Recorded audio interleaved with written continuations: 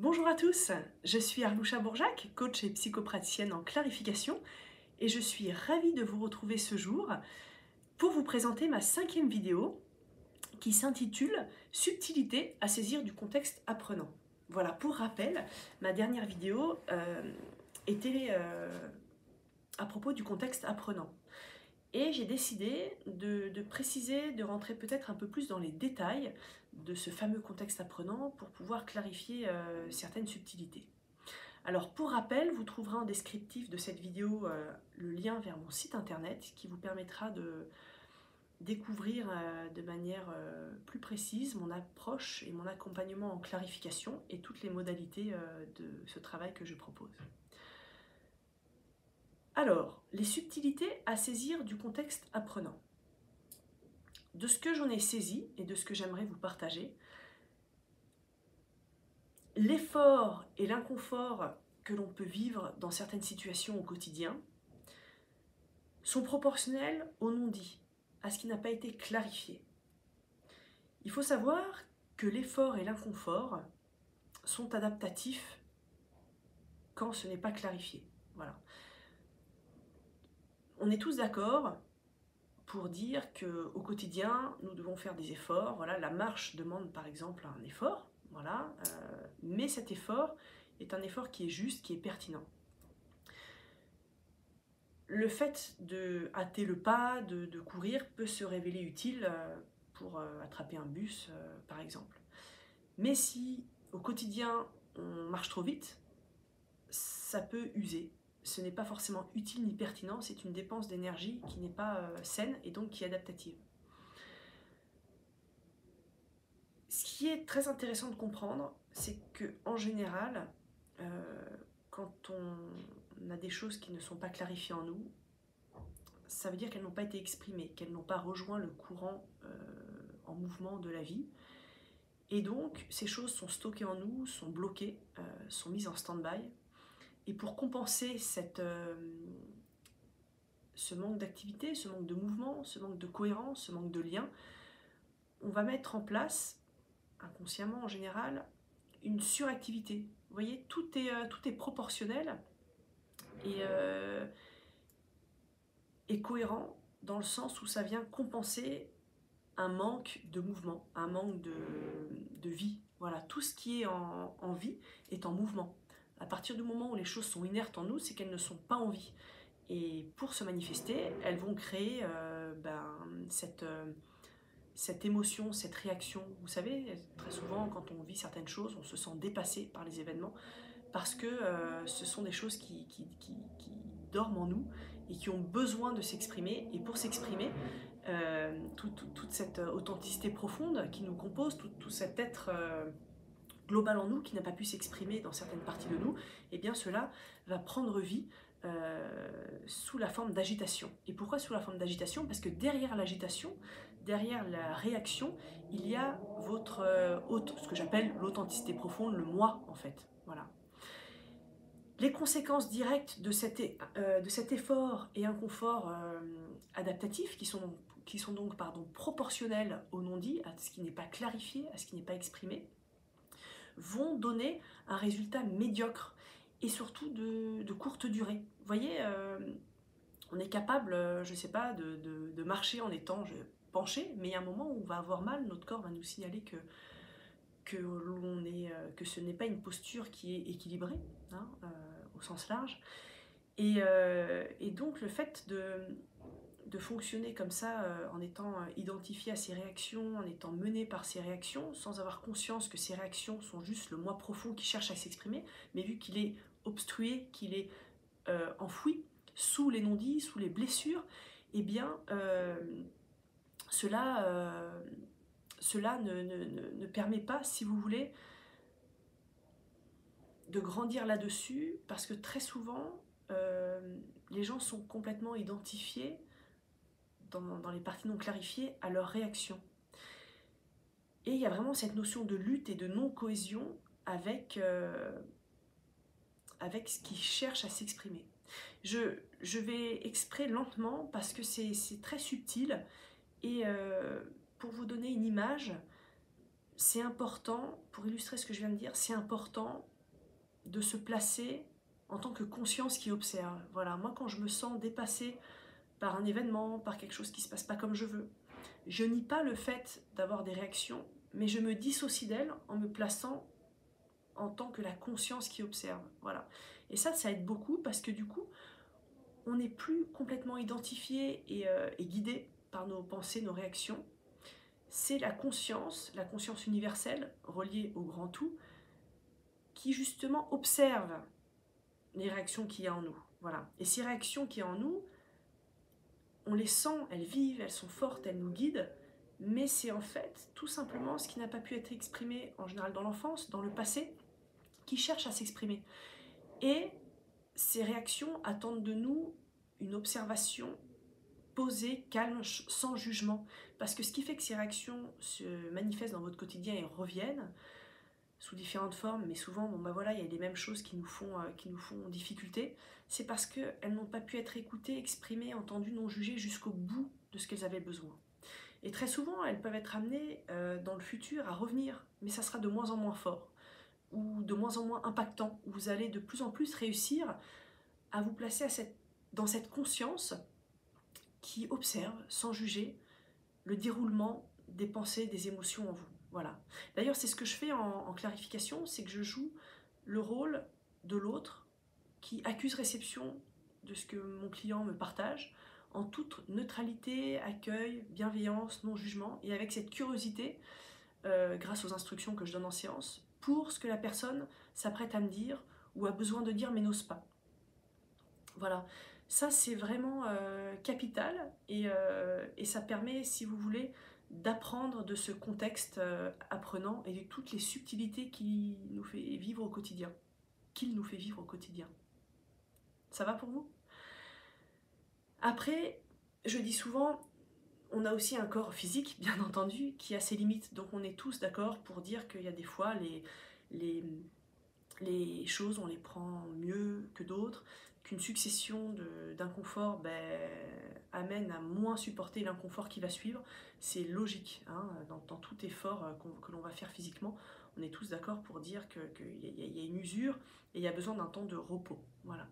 Et c'est pour ça que ce stress permanent que l'on s'inflige sur le plan psychique crée de véritables problèmes et pathologies au quotidien, dans le sens où l'on s'accorde très peu de repos sur le plan énergétique. Sur le plan physique, c'est vrai que le sommeil nous force à lâcher prise et du coup à nous octroyer du repos physique, mais très souvent, les gens qui souffrent d'insomnie sauront très bien en parler, c'est que le mental, quand il est préoccupé, il ne lâche pas.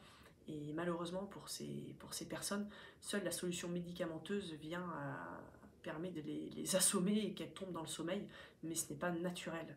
Donc à long terme, cela peut poser vraiment des problèmes. Donc pour ces subtilités à saisir du contexte apprenant, moi je m'aide beaucoup de cette conscience qui observe. Voilà, c'est très important de se placer dans je m'observe, je vois mes réactions, je vois que je lutte, je vois que ça ne me plaît pas et j'observe en silence. Ça vous permettra vraiment de vous dissocier et surtout de ne pas alimenter ce train infernal des émotions qui tourne à 100 à l'heure et qui peut amener à des conséquences délétères. Et au contraire, vous allez du coup saisir ces subtilités qui pourront vous apprendre. Mais vous verrez que l'apprentissage se fait vraiment naturellement. Quand je dis apprendre, c'est pas vous consciemment qui allez apprendre, c'est en plaçant votre conscience vraiment au-delà de ces pensées, de ces réactions. Vous verrez que petit à petit, cela va s'estomper et vous allez apprendre. Plus vous placez votre conscience au premier rang, en chapeautant, en se mettant au-dessus hein, de ces pensées qui défilent dans votre tête, qui vous animent, plus cela va vous permettre d'apprendre par l'observation et par l'acceptation de ce qui se passe en vous. C'est très important. Vous savez, on est dans une société où il faut être comme ci, comme ça, on refuse, on n'aime pas. Mais là, quoi qu'il se passe, soyez cette conscience. Voilà, vous avez cette force. Ça peut être au début un peu déroutant, dans le sens où on ne sait pas trop comment faire, mais on peut jamais savoir comment faire quand on débute. C'est tout le but de l'apprentissage et de se réapproprier cette sagesse innée que l'on a en chacun de nos cœurs. Je voulais également vous parler de quelque chose qui me tient à cœur, du but de l'existence qui vient poursuivre ce dont je voulais parler de ce contexte apprenant, c'est la naissance en fait. La naissance quand nous sommes bébés, que nous sortons du ventre de notre maman, et petit à petit, ce bébé qui traverse plusieurs étapes pour être au final un adulte, eh bien, il y a vraiment ces transitions très importantes et très belles qui nous font passer du charnel au subtil. Alors qu'est-ce que c'est? Pourquoi j'aborde ce sujet? Parce que je le trouve très intéressant. C'est qu'au cours de notre existence, au début, nous sommes que dans le ventre de notre maman, nous sommes quasiment que charnels. Nous sommes notre maman, nous sommes dans son ventre et nous ne pouvons pas vivre en dehors de son ventre jusqu'à un certain stade d'évolution du bébé in utero. Et ces évolutions de vie nous font passer du charnel au subtil et nous demandent du coup de nous libérer de notre corps de souffrance. C'est-à-dire que le but de l'existence, c'est de permettre à toutes les souffrances que l'on peut rencontrer dans notre vie, les interactions, ça va nous demander, si vous voulez, de nous libérer de ce corps de souffrance pour accéder au subtil en accord avec le tout. C'est-à-dire que si les étapes dans notre vie, surtout dans l'enfance, il y a eu des choses qui nous ont manqué ou au contraire qui ont été trop agressives, trop intrusives, cela va s'ancrer dans le corps de souffrance et la vie va nous remettre dans des expériences pour nous en libérer.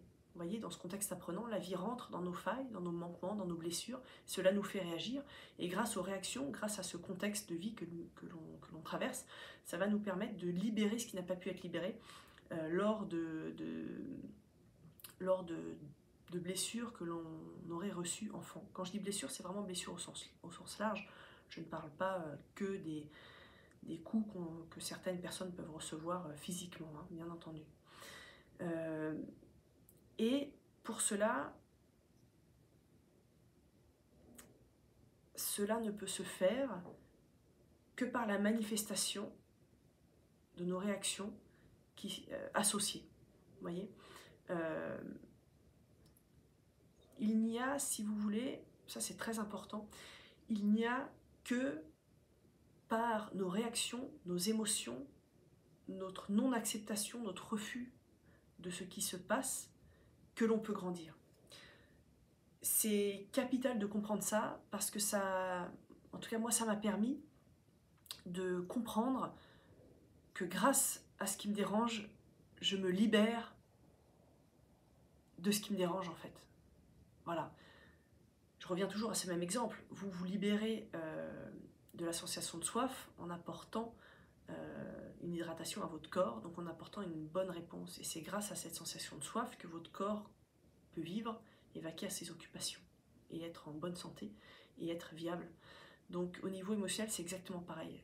L'inconfort que vous traversez, qu'il soit réel ou projeté ou non résolu en pensant au passé, c'est ça qui va vous libérer de toute votre prison. Et très souvent, tant qu'on n'a pas pris conscience de ça, eh ben on va revivre et revivre et revivre des expériences de plus en plus fortes en général, parce que moins on comprend le message, plus les émotions, plus les situations, le contexte apprenant va devenir intense, presque insupportable, à la hauteur, en proportion, et vraiment exacte, hein, en symétrie parfaite, avec ce qui a besoin d'être libéré en nous. Voilà ce que je voulais vraiment vous partager sur ces subtilités du contexte apprenant. Moi, il y a une phrase que j'aime beaucoup, parce qu'on parle souvent de l'effet miroir, qui peut être des fois un petit peu fort, quand on dit bah oui, c'est un effet miroir, ce que tu vois en fait c'est le reflet. C'est à chaque fois quand quelque chose me fait réagir, je me dis ok, ça parle de moi. Si je réagis comme ça, parce qu'on est tous capables je pense, de remarquer que des fois on est en surréaction ou en sous-réaction. Parce que je parle souvent de réaction exagérée, mais la sous-réaction, le fait d'être inhibé, d'être complètement introverti, est la même chose que de surréagir. Vous voyez, ce n'est pas à l'équilibre, c'est soit trop ou pas assez. Eh bien, on est tous capables de faire la part des choses et de se dire, ok, là, effectivement, j'ai trop réagi. Ben là, ça parle de moi. Alors certes, il peut y avoir quelqu'un qui a abusé dans une réflexion, voilà, il y a une situation qui n'était pas normale. Je ne dis pas de ne pas s'indigner, mais c'est toujours important de placer sa conscience en observateur. Vous voyez, c'est comme une sorte de... Les choses se font en deux temps. On n'est pas juste la personne qui va réagir, agir, on est aussi la personne qui observe et qui prend du recul. Vous voyez, j'ai cette image-là de cette personne qui escalade et qui s'assure grâce aux cordes. Et le fait d'être encordé, d'être sécurisé, bah, il va pouvoir faire ça. Ça ne veut pas dire qu'il va tomber, mais si jamais il tombe, il a ces protections-là. Et ça ne l'empêche pas de se faire plaisir et d'avancer sur son mur d'escalade. Mais voilà, j'identifierais vraiment ça à ce qui nous permet d'avancer en toute sécurité. Et si jamais l'on perd pied, eh bien on a ces cordes qui nous protègent, comme cette conscience qui est là et qui nous permet toujours de garder un ancrage et une notion vraiment d'apprentissage. Voilà, l'inconfort n'est pas que de l'inconfort. L'inconfort est vraiment là pour nous faire grandir. Et comme toutes les choses qui nous font évoluer, elles nous demandent un certain effort. Et sans effort, en fait, il n'y a pas de concrétisation, il n'y a pas d'apprentissage. Voilà, on est tous d'accord pour dire ça. Et c'était pour moi important de vous partager ça aujourd'hui. Eh bien, je pense vous avoir tout partagé. Nous sommes dans les temps, voilà, j'ai toujours à cœur de faire des vidéos courtes afin que ça puisse rester sur un sujet précis, parce qu'on pourrait parler pendant des heures. Et surtout que mes supports puissent être facilement regardés par vous et que ça puisse facilement s'insérer dans votre quotidien, parce que c'est le but. Voilà. Eh bien écoutez, je vous souhaite une très belle journée et je me réjouis déjà de vous retrouver pour la vidéo suivante. À très bientôt, je vous remercie, au revoir.